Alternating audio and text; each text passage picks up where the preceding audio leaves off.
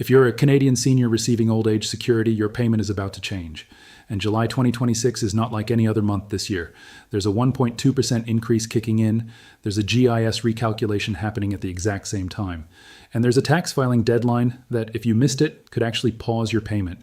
In the next 12 minutes, I'm going to walk you through exactly what's changing, exactly how much more money is coming, and exactly what you need to check in your account before the end of the month. Let's get into it. Welcome back to the channel.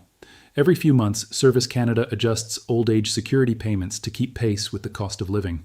Most of those adjustments are small and routine, but July is different, and I want to explain why in plain language with no confusion. By the end of this video, you'll know. The new OAS payment amounts for July, August, and September 2026, why the Guaranteed Income Supplement, or GIS, resets every July, the exact payment date to circle on your calendar, what can cause your payment to be delayed or reduced, and the simple steps to make sure your money arrives on time. Let's start with the number everyone wants to know. The 1.2% increase. Old age security is reviewed 4 times a year, January, April, July, and October, based on Canada's Consumer Price Index. For the July to September 2026 quarter, the Government of Canada has confirmed a 1.2% increase. That's the largest quarterly bump of the year so far, following a smaller 0.3% increase in January and just 0.1% in April. Here's what that looks like in real numbers for someone who qualifies for the full pension with 40 years of Canadian residency after age 18. If you're between 65 and 74, your maximum monthly OAS rises from $743.05 to approximately $751.97.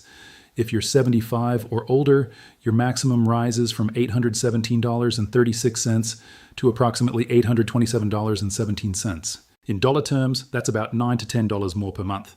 Not life-changing on its own, but it's stacked on top of something much bigger, which I'll explain in a moment. One important thing to understand about OAS: it can never go down because of inflation. There's a built-in protection under the Old Age Security Act. If the cost of living falls, your payment stays exactly where it is. It only ever holds steady or increases. So there's no risk of this quarterly review working against you. Why July is different now. Here's the part most people miss. July isn't just a routine quarterly bump.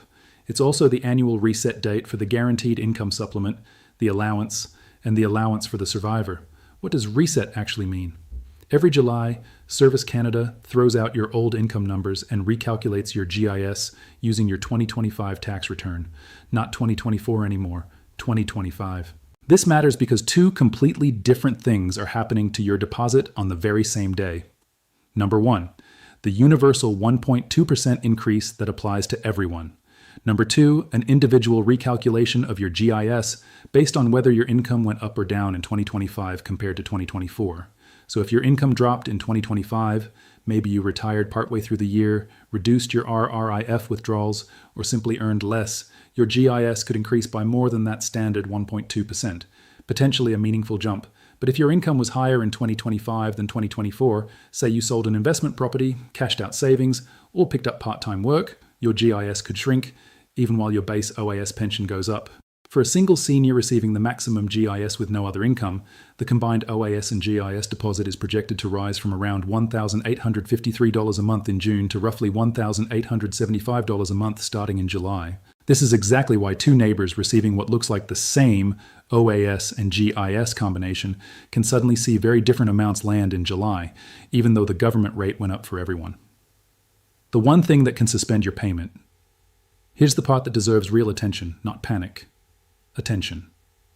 Service Canada needs your 2025 tax return on file to calculate your GIS allowance or allowance for the survivor for the new benefit year, running July 2026 to June 2027. If you didn't file your 2025 tax return by the April 30th, 2026 deadline, your income-tested benefits, GIS, the allowance for the survivor, can be paused starting this month. Not cancelled permanently, paused, until Service Canada receives your return. 2 important clarifications here because this detail scares people unnecessarily. If you receive only the OAS pension with no GIS or allowance, none of this affects you. Your payment continues exactly as normal. And if your GIS does get paused because of a late return, filing your taxes now typically resolves it. Service Canada processes the return and reinstates the payment, often retroactively. So if you or someone you know hasn't filed 2025 taxes yet, the single most useful thing you can do after watching this video is get that return filed as soon as possible. The payment date and what to check. Let's talk dates, because this is where a lot of online headlines get things confusing. The new July rate takes effect July 1st, 2026, but the actual deposit, the day the money lands in your account, is July 7th, 2026. That's the official OAS and CPP payment date for July, confirmed on the federal benefits calendar. There isn't some separate cutoff earlier in the month that changes your eligibility. July 7th is the date that matters for your deposit. Before that date arrives, here's your simple checklist. Number 1. Log into your My Service Canada account and confirm your 2025 tax return has been filed and processed. Number 2. Double-check your direct deposit banking information is current, so there's no delay getting your payment. Number 3. Make sure your address is up to date, especially if you've moved in the last year. Number 4. If your marital status changed, widowed, separated, newly common law, update that as soon as possible because it directly affects GIS and allowance calculations. Number 5. Compare your June deposit to your July deposit once it arrives. If the July amount looks different from what you expected, the explanation is almost always one of 3 things: the 1.2% increase, your GIS recalculation based on 2025 income, or a recovery tax adjustment. And speaking of recovery tax, for anyone with higher income, the threshold where OAS clawback begins has also moved up, from $90,997 based on 2024 income to $93,454 based on 2025 income for this new benefit year. So if you're near that line, it's worth understanding where you now stand. What this means for different seniors. Let me bring this together with a few quick real-world scenarios because numbers on a page don't always click until you see how they apply. Scenario 1, you receive only the OAS pension, no GIS. Your July payment simply reflects the 1.2% increase, roughly $9 to $10 more per month, depending on your age bracket. Nothing else changes for you. Scenario 2, you receive GIS and your income dropped in 2025 compared to 2024. Maybe you fully retired last year.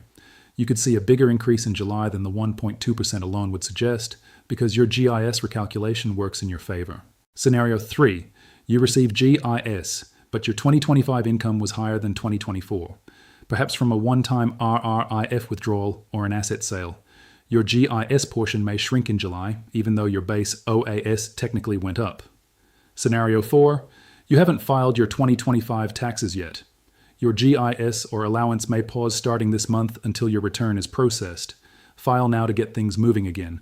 None of these scenarios require you to do anything dramatic. They just require you to actually look at your account and understand which situation applies to you.